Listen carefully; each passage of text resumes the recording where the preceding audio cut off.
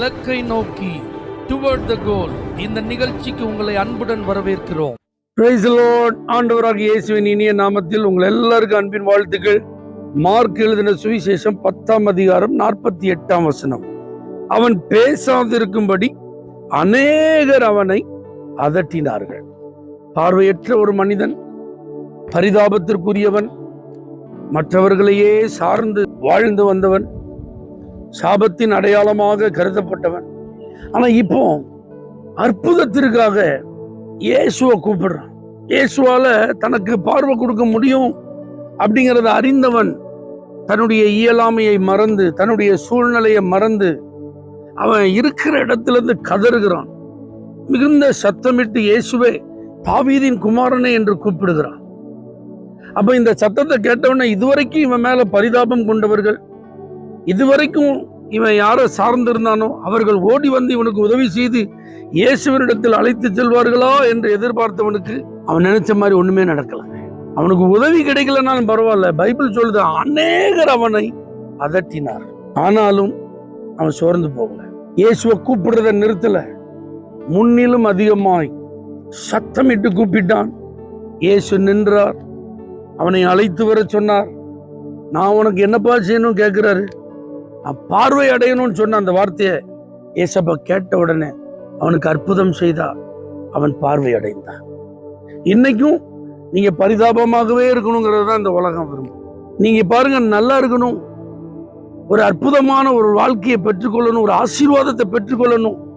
அதுக்கு ஒரே வழி இயேசு. நீங்க இயேசுவை பின்பற்ற ஆரம்பிச்சிட்டீங்கன்னா, நீங்க இயேசுவை கூப்பிட ஆரம்பிச்சிட்டீங்கன்னா உங்களுக்கு தடைகள் வருவதற்கு வாய்ப்புகள் இருக்கு, உங்களுக்கு எதிர்ப்புகள் வருவதற்கு வாய்ப்புகள் இருக்கு, நீங்க எடுக்கும் முயற்சிகளுக்கு உங்களுக்கு ஒத்துழைப்பு கிடைக்காமல் போவதற்கு வாய்ப்புகள் இருக்கு. ஆகவே நீ அதை பார்த்து சோர்ந்து போயிடக்கூடாது. இவ்வளவு நாள் நமக்கு ஆதரவா இருந்தவங்க இப்ப நம்மளை எதிர்க்கிறாங்களே, இவ்வளவு நாள் நமக்கு அன்பு காட்டினவங்க இப்ப நம்மளை பகைக்கிறாங்களே, இவ்வளவு நாள் நமக்கு சப்போர்ட் பண்ணவங்கலாம் இப்ப இயேசுவை கூப்பிட்ட உடனே சப்போர்ட்டை நிறுத்திடுவோம் சொல்றாங்களே, அப்படிதான் இருக்கும். ஏன்னா பிசாசுக்கு தெரியும், நீங்க இயேசுவை கூப்பிட்டீங்கன்னா உங்க வாழ்க்கை மாறிடும். நீங்க இயேசுகிட்ட போயிட்டீங்கன்னா உங்களுக்கு அற்புதம் நடந்துடும். இயேசு உங்க வாழ்க்கையில வந்துட்டாருன்னா நீங்க பழைய நிலையில இருக்க போறது இல்லை. அது சாத்தானுக்கு நல்லா தெரியும். அதனாலதான் நம்மை சுற்றி இருக்கிற சூழ்நிலையும், நம்மை சுற்றி இருக்கிற மனிதர்களையும், அதற்கு முன்பு நமக்கு எல்லாம் ஒத்து போயிருக்கும், இப்ப ஒத்து போகாத ஒரு சூழ்நிலையை அவன் கொண்டு வந்துடுவான்.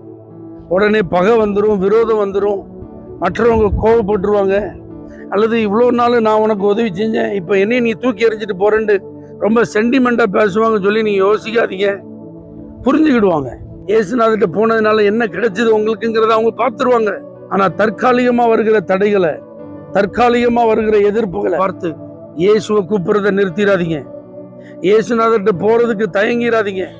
இவங்களை பார்த்துட்டு ஐயோ இவங்களுடைய தயவு நமக்கு தேவை, இவங்களுடைய உதவி நமக்கு தேவை, என் வாழ்வாதாரம் இவங்க தான், என் பிழைப்புக்கு இவங்க தான். இல்லைங்க, இயேசுதான் வாழ்வாதாரம், இயேசுதான் உங்களுக்கு எதிர்காலம். இந்த உண்மையை புரிந்து கொள்ளுங்க. இயேசுவை தேடுவதற்கும் இயேசுவை ஆராதிப்பதற்கும் உங்க லைஃப்ல என்ன தடைகள் வந்தாலும், எதிரான சூழ்நிலைகள் எது வந்தாலும் சோர்ந்து போகாதீங்க. தொடர்ந்து முன்னிலும் அதிகமாய் முயற்சி செய்யுங்க. உங்க கவனம் முழுவதிலும் இயேசுவின் மேல இருக்கட்டும், அவரை பின்பற்றுகிறது மேல இருக்கட்டும்.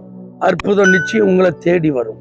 பரலோக தேவனே, எத்தனை சூழ்நிலைகள் எதிரா இருந்தாலும் இயேசுவை நோக்கி பிரயாணப்படுகிறதுல ஒருத்தருக்கும் சோர்வும் தடையும் வராதபடி கர்த்தர் காத்துக்கொள்வீராக.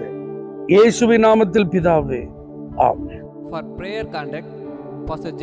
Kumar, El Shaddai Ministries, 9500252586, Surandai.